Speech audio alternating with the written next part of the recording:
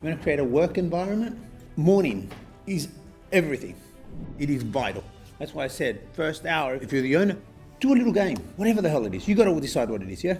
I used to put that at the beginning, I used to do little games in the office areas, and every single time someone won the game, the next morning they got a chance to put the first half an hour of music.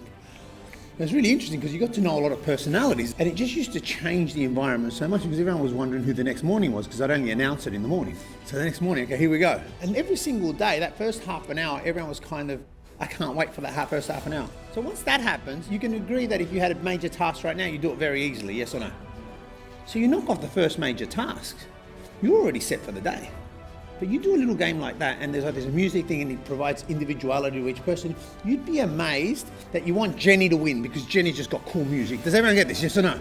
By the time that half an hour is over, it doesn't mean during the half an hour no one works. No, you do whatever you need to do, but everyone's kind of into it. Everyone gets this.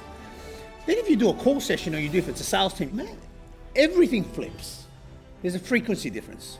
Because the energy in which you're making those calls, you've already won the first 5 calls.